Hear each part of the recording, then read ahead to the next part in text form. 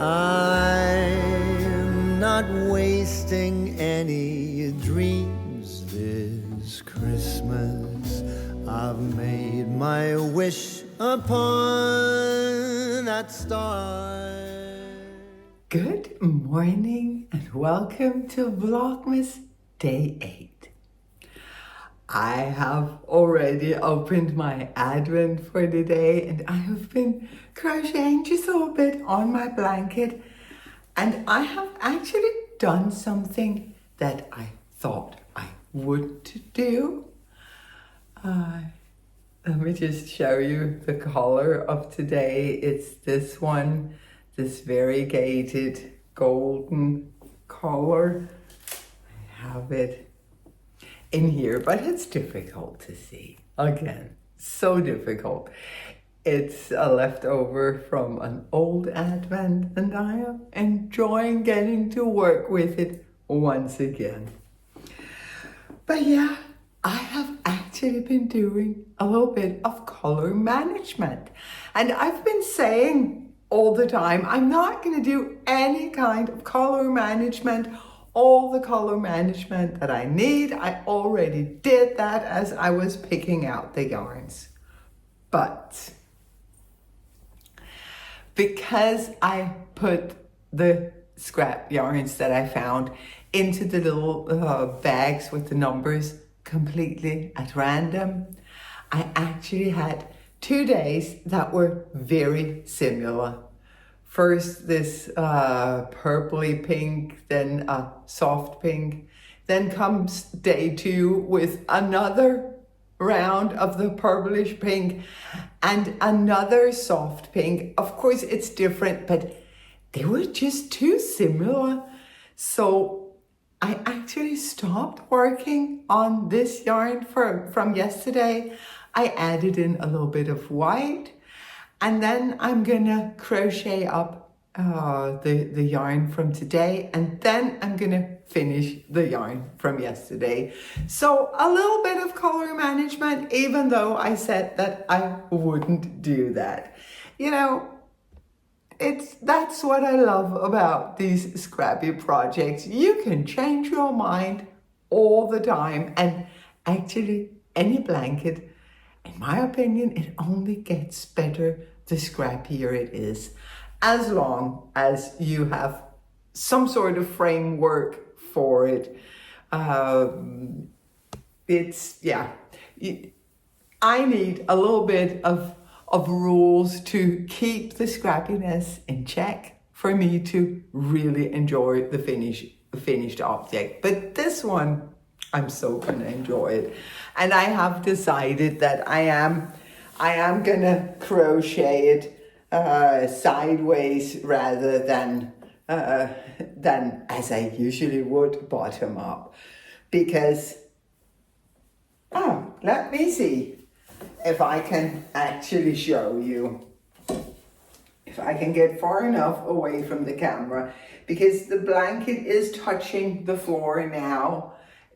You still can't see. It's way taller than me. I think it's about 2 meters, which is gonna be too wide for my taste in a lap blanket. I don't want my lap blankets to be too wide. I don't want them to be skimpy. But I think this would be beautiful crocheted sideways. And yeah, still enjoying the mini granny stitch, still enjoying the ease of just adding the colors as they come, even though there was just a little bit of color management happening yesterday. Last night I also knit on my amaryllis. Not a ton, but I was knitting. And I want to show you. See, I got it onto a larger cord. So now you can actually see how these colors are playing together just a little bit better. It's gonna be so beautiful. It's gonna be so different from my first amaryllis. It's gonna be beautiful in its own way. I am loving it. So in the pattern, you have a color work chart that takes you through 3 of these sections. So 6 colors in all in each repeat of the chart. You repeat the chart 3 times, which gives you 9 blocks of color. And now I have just started on block number 7. You can see I am repeating the blue again, and then there's going to be 2 more blocks without the blue, just with all of the neutrals, and then I'll have the checkerboard. And I still haven't duplicate stitched the white up here. That's going to happen. One day that's going to happen. Maybe when I start working the checkered border to finish off the color work, then I'm just going to use some of the white to duplicate stitch over my mistake up here. But yeah, it's actually going smoother and faster than I would have thought. So maybe it is not unlikely for me to actually finish the color work on the yoke this week and start working the main color. As much as I am loving the color work, and this, I really manage the colors. I spend a lot of time figuring out what colors comes next. As much as I'm loving that, I'm also looking forward to having a knitting project that is just simple knitting in the round, one color just going.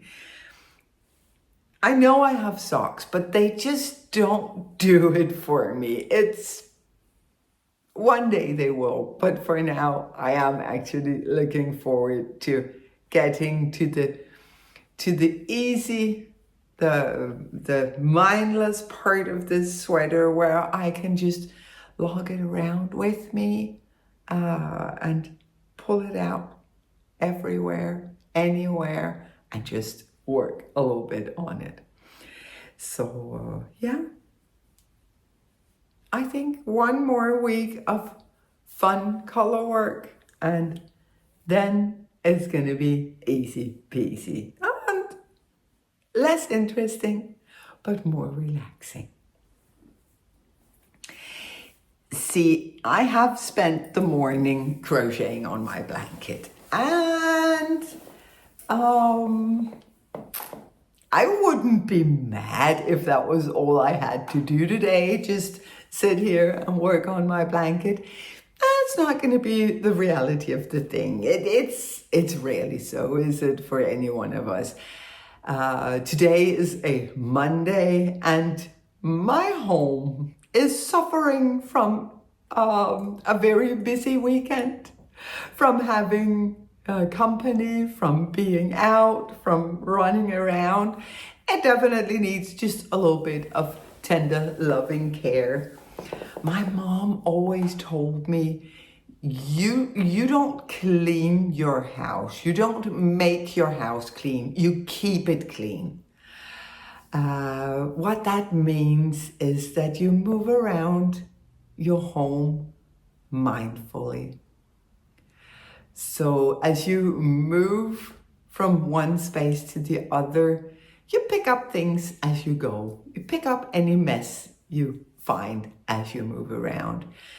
You, as you're boiling water for your tea, you just wipe down the kitchen counters or clean a couple of cabinet fronts or whatever needs to be taken care of. As you shower, you also, maybe you clean the shower itself, maybe you clean out the sink, you again wipe down the countertops. You just do little things constantly as you're doing other stuff. You are always mindful of the space that you're in. You're always mindful to leave any space just a little bit nicer than you found it. That makes the weekly cleaning so much easier. What I will typically be doing once a week are the bigger tasks, like washing all of the floors or changing sheets and towels, or those like bigger things that you don't just do as you go about your daily routine. So I'm gonna be doing some of those today. It is much needed. And also, when I'm as busy as I've been this weekend, I'm not always 100% mindful. So everything just needs a little love.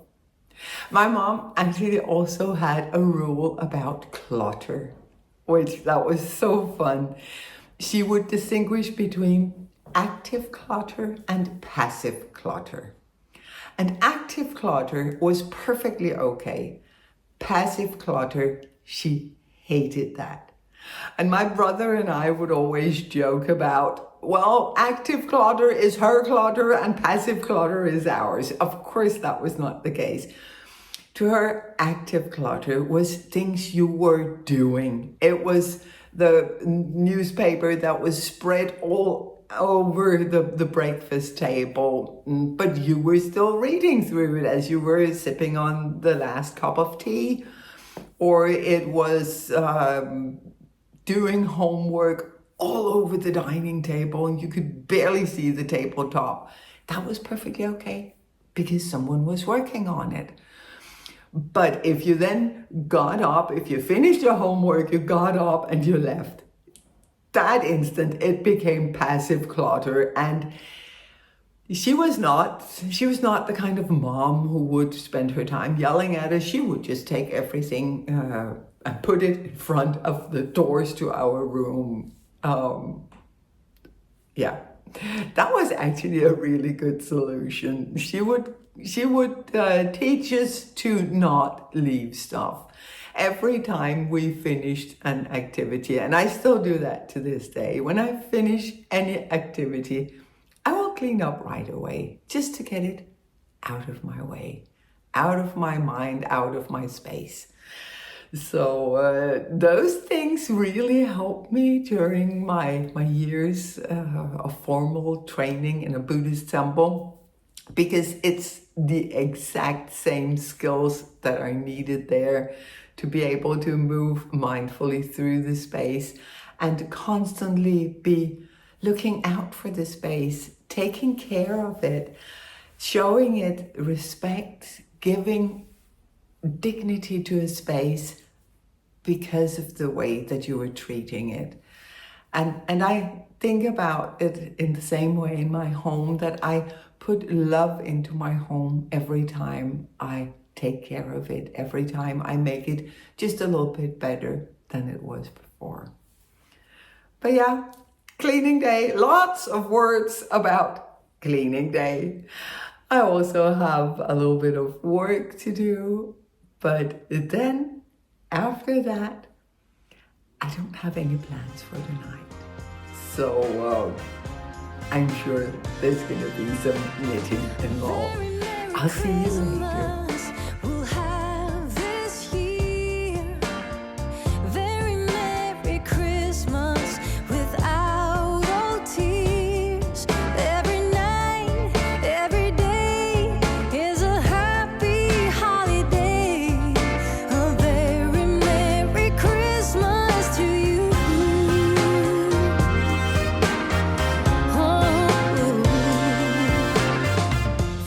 Oh my goodness.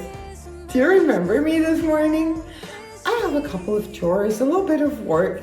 That's it. No plans for tonight. Yeah. So as soon as the house was clean and the work was done, I was just sitting there happily knitting away, watching Vlogmas, having a good time. Then I moved over to the couch to do some contemplative crafting. I was crocheting on my blanket. It was all bliss. And then I remembered, tonight is actually one of my most treasured Christmas traditions. I don't know how I could forget this, but I did. We are gonna go visit some of our friends, very close, very dear friends through 35 years. We've seen each other through all the things, and we always make a point of getting together in December, always on a weekday, because December weekends are just so busy, but we get together on a weekday, and it's very casual, it's very relaxed. Typically it's tapas or cheese boards, something like that. It's not about an elaborate dinner or all the drums and whistles. It's just about spending quality time with people that you love. Yeah. I was really happy to discover it. I mean, this is so typical me and Peter. We are so unorganized, but we get these happy surprises. Oh, wow, look at us. We planned this for ourselves. That's lovely. Let's go have a good time. And we will do just that. We will go have a good time.